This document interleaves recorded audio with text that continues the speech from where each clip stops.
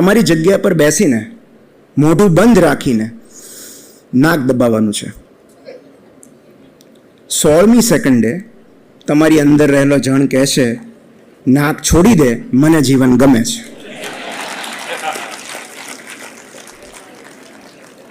કારણ કે સુભાષભાઈએ કહ્યું ને, મોટા ભાગના પ્રશ્નો મનના હોય છે, જીવનના નહીં. બીમાર ચિત્તની, બીમાર મનની સજા ક્યારેક આપણે સ્વસ્થ જીવનને આપતા હોઈએ છીએ. જો મન સાથે મૈત્રી કરી લઈએ તો જીવન ગમતું જ રહેવાનું છે. અને જીવન ન ગમવાનું મુખ્ય કારણ હું એક જ વાક્યમાં આપું કે આપણી પાસે જે છે એની અવગણના કરીને આપણી પાસે જે નથી એની ઝંખના કરશો તો જીવન નહીં ગમે. આપણને જે આપ્યું છે, ઈશ્વરે જે આપ્યું છે એનો આભાર, અને જે નથી આપ્યું એનો સ્વીકાર કરીએ તો જીવન ગમતું રહેવાનું છે. અને જીવન ગમાડવા માટેની પહેલી 3 મેં સ્તંભ છે, જેમ કીધા આગળ પણ, કે જીવનને ગમતું કરવાના પણ 3 સ્તંભ છે. એમાં પહેલું છે કૃતજ્ઞતા. એક કેન્સર પેશન્ટની ડાયરી છે કે ધારો કે કોઈ પેશન્ટને કેન્સરનું નિદાન થાય તો ઈશ્વરનો આભાર શું કામ માને. તો એક પુસ્તક છે ગેટિંગ બેક ટુ હેપી, એમાં એક મહિલાએ આ ગ્રેટિટ્યૂડ જર્નલમાં લખ્યું છે કે અત્યારે હું એક હોસ્પિટલમાં દાખલ છું અને મારા ખાટલા પર બેઠી બેઠી મારા ઓપરેશનની રાહ જોઈ રહ્યો છું. મારા બંને સ્તનમાં કેન્સરની ગાંઠ છે ને થોડા સમય પછી ઓપરેશન દ્વારા મારા બંને સ્તન કાઢી નાખવામાં આવશે. તેમ છતાં અત્યારે મને એવી વિચિત્ર લાગણી થઈ રહી છે કે હું બહુ ભાગ્યશાળી છું. જ્યારે અમે વાંચ્યું ત્યારે મને બહુ નવાઈ લાગી હતી કે જેને કેન્સરનું નિદાન થયું છે એ શું કામ ગ્રેટિટ્યૂડ એક્સપ્રેસ કરે. પણ એનું કારણ એમણે બીજા ફકરામાં લખ્યું છે કે મારું અત્યાર સુધીનું જીવન એકદમ સ્વસ્થ અને તંદુરસ્ત રહ્યું છે. મને ક્યારેય કોઈ સ્વાસ્થ્ય સંબંધિત સમસ્યાઓ નડી નથી. જીવનના 58 વર્ષ મેં હેમખેમ પૂરા કરી નાખ્યા. પણ એક વાત કહું, મારા રૂમની તદ્દન બાજુમાં એક પીડિયાટ્રિક વોર્ડ છે. ત્યાં એવા અસંખ્ય બાળકો દાખલ છે જેઓ ગંભીર બીમારીથી પીડાતા હોય, જેમને વ્હીલચેર કે સ્ટ્રેચર પર લઈ જવામાં આવે, જેમને નાકમાં નળી હોય, પેટમાં નળી હોય, જેઓ અસહ્ય પીડાને કારણે કણસતા હોય. આમાંથી એક પણ દર્દીની ઉંમર 17થી વધારે નહીં હોય. ઈશ્વરે છેક 58 વર્ષ સુધી મને સારી રાખી. એ માટે મને અત્યારે કૃતજ્ઞતાની લાગણી અનુભવાય છે.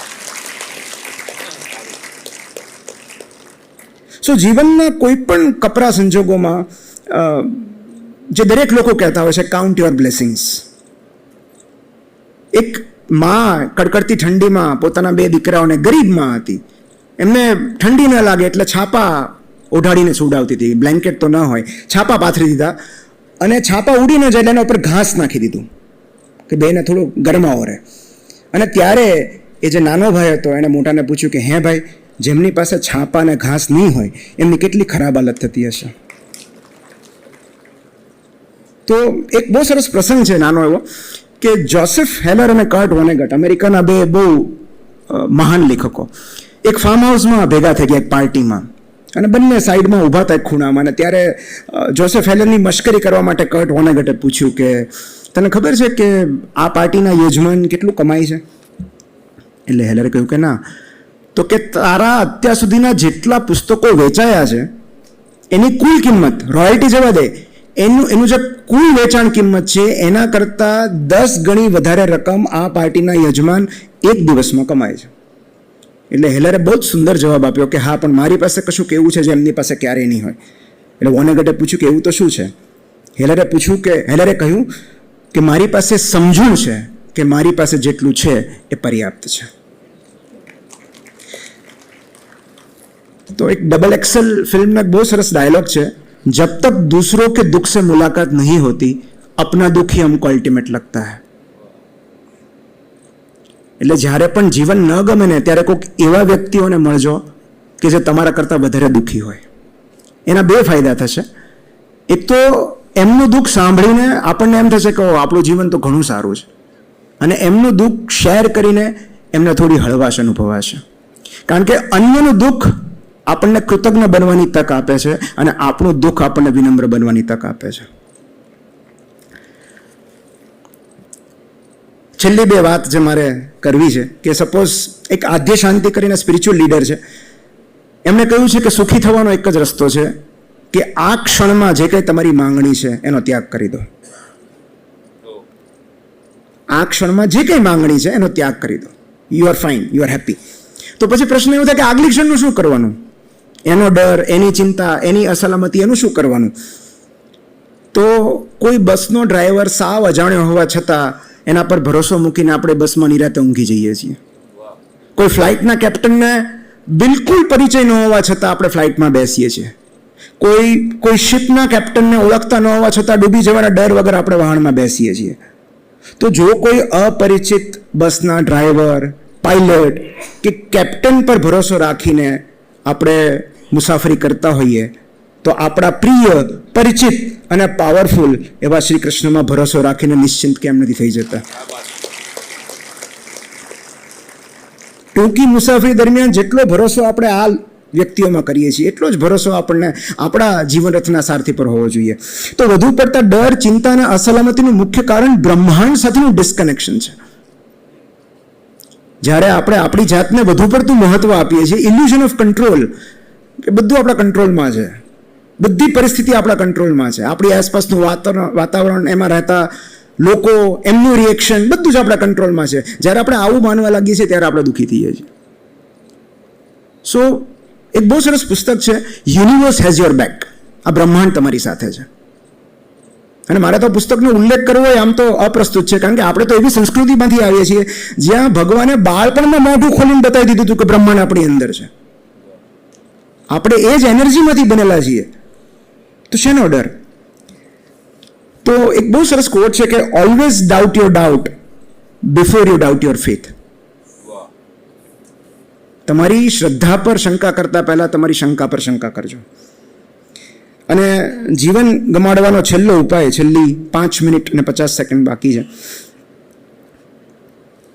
એક બહુ સરસ પુસ્તક છે, at home in the world. એક ટીક નાટ હાન કરીને એક સ્પિરિચ્યુઅલ લીડર છે, એમણે એક સરસ પ્રસંગ લખ્યો છે કે વિયેટનામ અને અમેરિકા વચ્ચેનું યુદ્ધ થયું અને ત્યારે અમેરિકાના લશ્કરમાં જે સૈનિક હતા એ નિવૃત્ત સૈનિક હતા. એ એકવાર ગુરુજી પાસે આવ્યા અને એમણે કહ્યું કે હવે તો હું નિવૃત્ત છું, પણ હું જ્યારે લશ્કરમાં હતો ત્યારે મારાથી એક ભયંકર પાપ થઈ ગયું છે.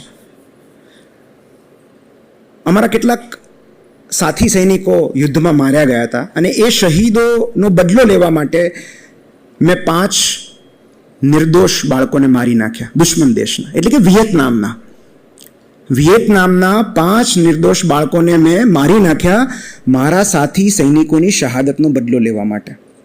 મેં એમને, એ લોકો રમતા હતા ઝાડ નીચે, અને મેં એમને એક ઝેર ભેળવેલી સેન્ડવિચ ખવડાવી દીધી. અને એટલું જ નહીં, એ બાળકો પીડાતા એમના મા બાપના ખોળામાં દમ ન તોડે ત્યાં સુધી એક ઝાડની પાછળ ઊભો રહીને આ દ્રશ્ય હું જોતો રહ્યો. હું અમેરિકા ગયો પછી આ દ્રશ્ય મને સુવા નહોતું દેતું. મને જીવન પ્રત્યે તિરસ્કાર થવા લાગ્યો, મને આત્મહત્યાના વિચારો આવવા લાગ્યા. મેં મારી વૃદ્ધ માને કહ્યું તો માએ એવું કહ્યું કે everything is fair in love and war. પણ હું મારી જાતને માફ નથી કરી શકતો. તમે મને ઉપાય સૂચવો, મને આમાંથી મુક્તિ અપાવો. હવે ટીક નાટ હાન પોતે વિયેતનામના, અને ત્યારે એમણે બહુ જ સુંદર જવાબ આપ્યો કે હા, એ વાત સાચી કે તમે પાપ કર્યું છે, તમે ભૂતકાળને નહીં બદલી શકો, તમે 5 નિર્દોષ બાળકોની હત્યા કરી છે એ વાત સાચી, પણ જો તમે 5ની હત્યા કરી હોય તો હવે 50નો જીવ બચાવો. અને ત્યાર પછી એ નિવૃત્ત સૈનિકે પોતાનું બાકીનું આખું જીવન કુપોષિત, ગરીબ અને બીમાર બાળકોની સેવામાં વિતાવી દીધું. અને એમણે કેટલાયના જીવ બચાવ્યા.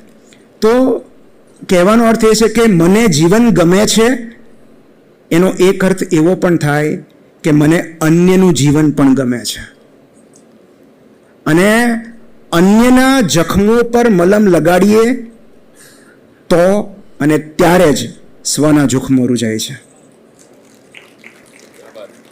કોઈ એક જીવની આપણે કાળજી લઈએ છીએ, કોઈ એક જીવની કાળજી, ત્યારે આપણી અંદર રહેલું પણ કશુંક રૂજાય છે.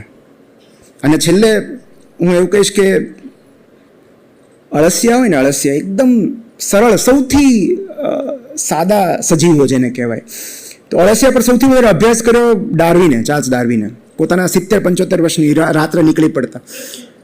તો અળસિયા એક એવા જાદુઈ છે કે એ લોકો જે ડેડ મટીરિયલ્સ હોય, એટલે ખરી પડેલા પર્ણો હોય, જે મૂળિયા મૃત્યુ પામેલા હોય એ બધું ખાઈ જાય અને એનું જે એક્સક્રીટા છે અળસિયાનું એ ફર્ટિલાઇઝર તરીકેનું કામ કરે, એટલે એ જમીનની ફળદ્રુપતા વધારે અને અળસિયાને કારણે વૃક્ષો વધારે સારી રીતે એના મૂળિયા અંદર જઈ શકે. તમે વિચાર કરો કે વૃક્ષ માટે, જમીન માટે, જમીનની ફળદ્રુપતા માટે જેમણે અળસિયાનું સર્જન કર્યું છે એણે મારા તમારા માટે નહીં વિચાર્યું હોય? જેણે નાની એવી મગફળીની અંદર 2 સિંગના દાણા મૂક્યા હશે અને મારા તમારા માટે નહીં વિચાર્યું હોય? જેણે પતંગિયાની પાંખોમાં રંગ પૂર્યા હશે એણે મારાને તમારો વિચાર નહીં કર્યો હોય? આપણા માટે કંઈક પ્લાન્સ હશે. અને છેલ્લે 5 તબક્કા હોય, 5 અવસ્થા જીવનની. 2 મિનિટ બાકી છે. તમે કઈ અવસ્થામાં છો મને નથી ખબર, પણ પહેલી એક એવી અવસ્થા કે જીવન ગમે છે એટલું જ નહીં, જીવનના પ્રેમમાં છીએ. અમારા કાઠિયાવાડમાં કે જીવન ઓહો છે, કઈ દુઃખ જ નથી, કશું જ નથી. જો એ અવસ્થા હોય તો એના જેવું ઉત્તમ કશું નથી. પણ બહુ ઓછા લોકો એ અવસ્થા સુધી પહોંચી શકે છે કે જ્યાં એમના જીવનમાં દુઃખ હોતા નથી એવું નથી, પણ એ દુઃખને અવગણના કરે છે. એમની સામે જે જીવન રહેલું છે એના પરિપ્રેક્ષ્યમાં એ દુઃખ તો બહુ નજીવું લાગે છે. બીજું જે છે કે જીવન ગમે છે, જીવનમાં દુઃખ છે, તકલીફો છે, સમસ્યાઓ છે, પણ એ બધાની હાજરી હોવા છતાં જીવન ગમે છે અને જીવવું છે, જેમાં આપણે મોટાભાગના લોકો આવીએ છીએ કે તકલીફો તો છે પણ જીવન ગમે છે. ત્રીજું છે જીવન ગમતું નથી છતાં જીવવું છે, કારણ કે એક જવાબદારી છે. દીકરીના લગ્ન કરવાના છે, ભાઈને સેટલ કરવાનો છે, કોઈની સાર સંભાળ રાખવાની છે, મમ્મી પપ્પાની કાળજી લેવાની છે. તો જીવન ગમતું નથી પણ અન્ય માટે જીવવું છે. જો આ અવસ્થા હોય તોય ચિંતા કરવા જેવું નથી, કારણ કે જો તમે અન્ય માટે જીવો છો તો વહેલા મોડા તમને જીવન ગમવા જ માંડશે. પણ જે ચોથી ને 5મી અવસ્થા છે થોડી ગંભીર અવસ્થા છે. ચોથી છે કે જીવન ગમતું નથી, આત્મહત્યા કરવાની હિંમત નથી, પણ મૃત્યુની ઈચ્છા છે. એને કહેવાય વિશિંગ ડેથ, કે ભાઈ એક્સિડન્ટ થઈ જાય તો સારું, ઈશ્વર લઈ લે તો સારું. તો આ ગંભીર અવસ્થા છે, કારણ કે ચોથી ને 5મી અવસ્થા ડિપ્રેશનનું લક્ષણ હોઈ શકે છે. If you are wishing death, કારણ કે આપણી અંદર જીવદાયી ઉર્જા રહેલી છે, તો જો મૃત્યુ ઈચ્છતા હો તો એ ચિત્ત બીમાર છે, મન બીમાર છે અને એની સારવાર કરાવવી જોઈએ. કારણ કે જે ક્ષણથી આપણે મૃત્યુની ઈચ્છા કરીએ છીએ, જાણે અજાણે આપણે મૃત્યુની નજીક સરકતા જઈએ છીએ. અને છેલ્લું છે આત્મહત્યાના વિચારો આવે છે. જો સ્ટોપ, છેલ્લું છે આત્મહત્યાના વિચારો આવે છે.